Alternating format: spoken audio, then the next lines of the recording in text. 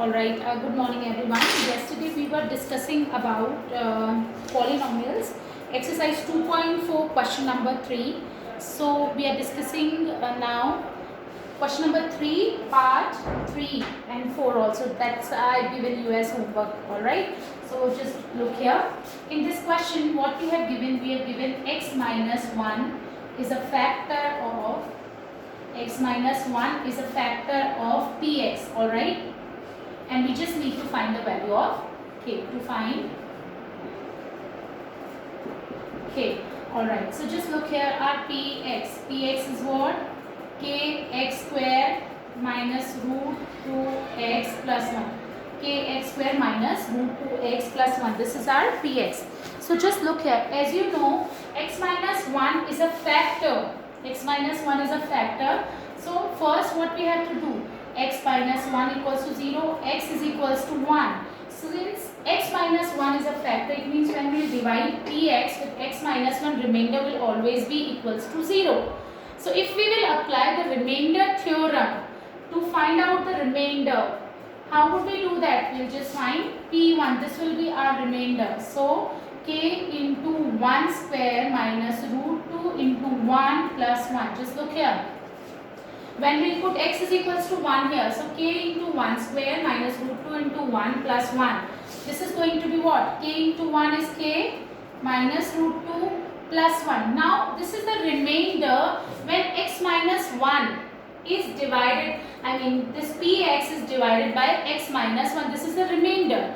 But what are they saying? They are saying x minus 1 is a factor. It means this remainder will always be equals to 0. So k minus root 2 plus 1 will always be equals to 0. Why? Because they are saying x minus 1 is a factor. So if it is a factor, it means remainder will always be equals to what? Will always be equals to 0. Alright, so this is going to be 0. Now we just need to find the value of k. So k will be what? This minus root 2 will go right hand side and it will become positive when we will transpose, and this plus 1 will become minus 1. So k will be what? Root 2 minus 1. Moving on to next part. I hope everybody is very much clear with this. You just need to, if you want to find out the remainder when px is divided by x minus 1, how would you do it? You will first find out 0 of this polynomial. So x minus 1 equals to 0, x is equals to 1. And then we will find p1 to find out the remainder by remainder theorem. So this is the remainder, alright, this is the remainder. But they are saying that x minus 1 is a factor, it means this remainder will always be equals to 0. So k is equals to what? Root 2 minus will become plus, this plus 1 will become minus 1, alright. Now moving on to next part, fourth part. Now px is equals to what? Kx square minus 3x plus k. This is px. Our fourth part, px is equals to kx square minus 3x plus k. Again, they are saying that x minus 1 is a factor. It means p1 will always be equals to 0. Why? Since x minus 1 is a factor. When a number is divided by its factor, when an algebraic expression is divided by its factor, remainder will always be 0. So that's why remainder will be equals to 0. So p1 will be what? Just look here. p1 k into 1 square minus 3 into 1 plus k. So k into 1 k, 3 into 1 3 plus k. So this is the remainder. This will be equals to 0. Why? Because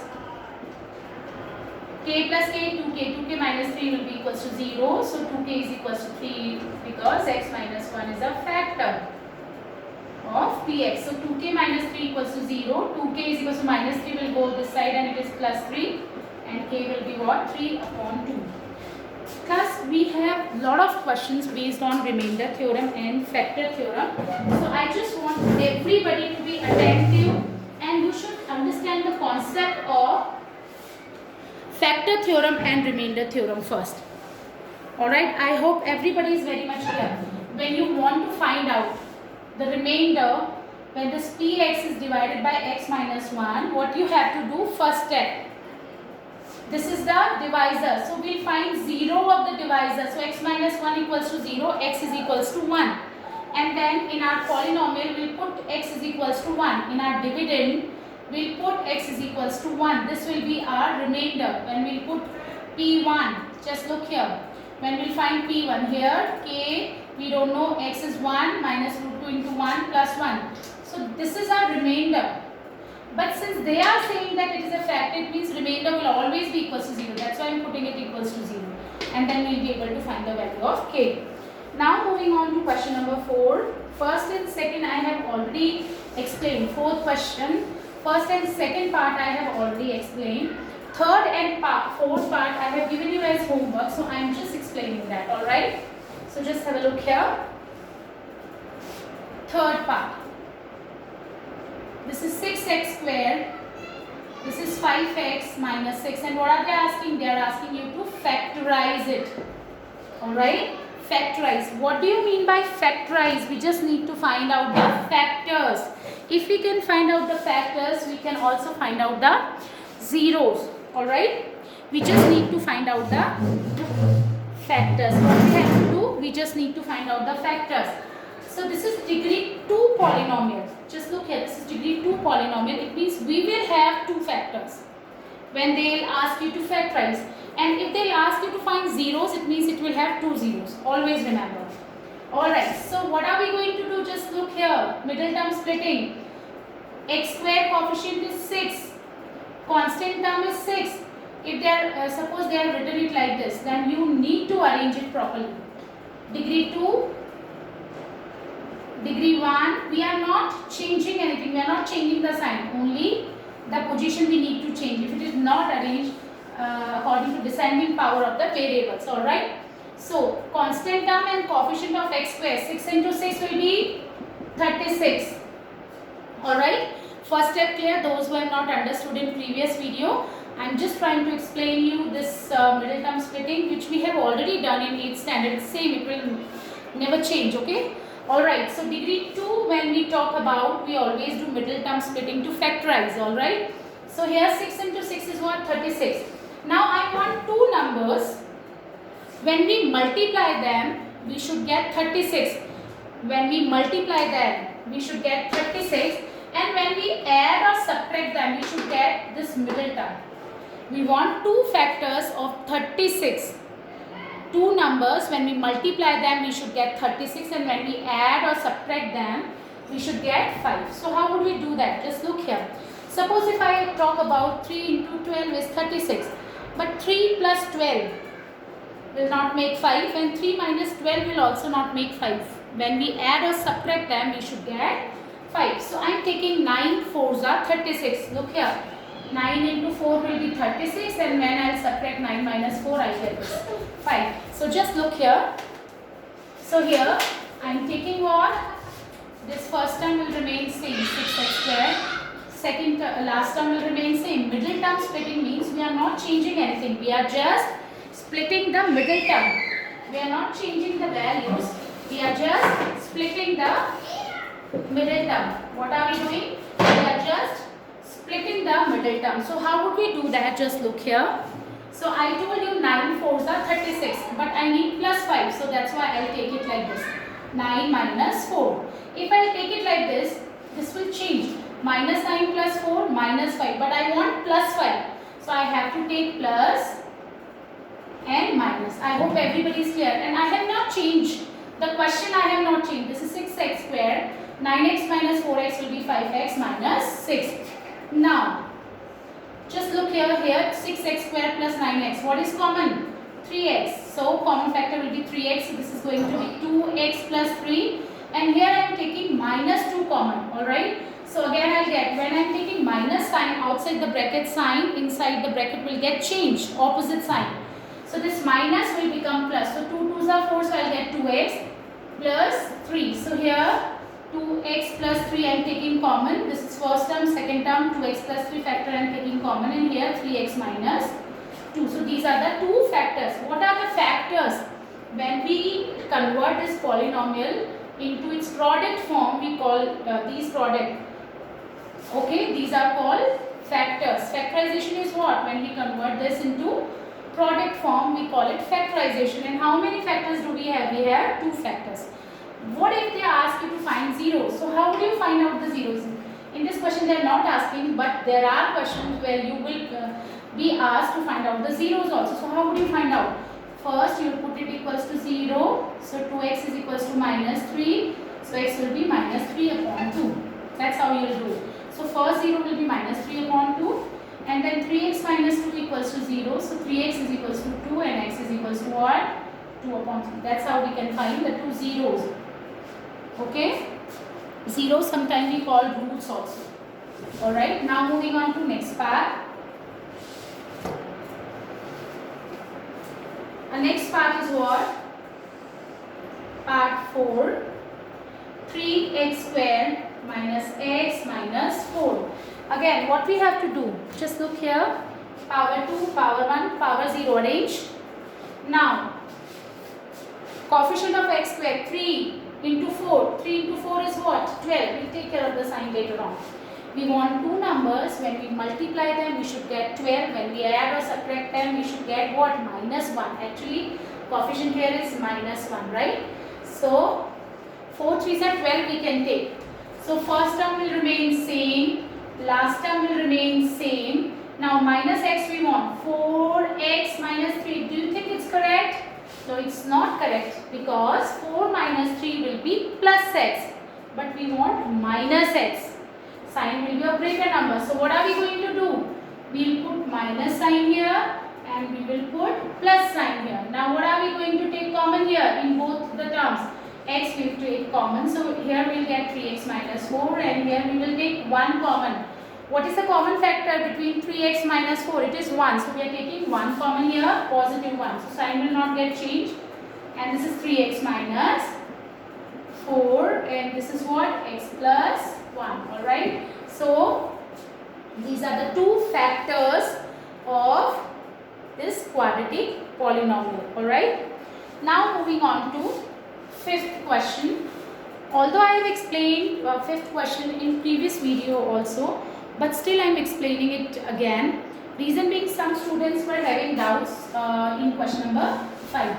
I want everybody to be attentive. In question number 5, this is very much important question from examination point of view.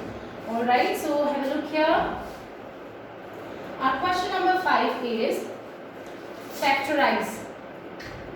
Alright, step by step we'll do it. Okay. So x cube minus 2x square minus x plus 2.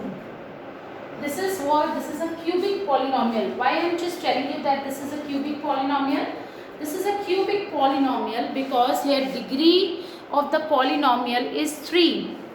Why I am telling you that this is a cubic polynomial? Just because it's a degree 3 polynomial. Fine. So when you talk about degree 3, degree 4 polynomials, degree 2 we know how to factorize. We will always be doing middle term splitting. Okay. Most of the time middle term splitting will work for us. Alright.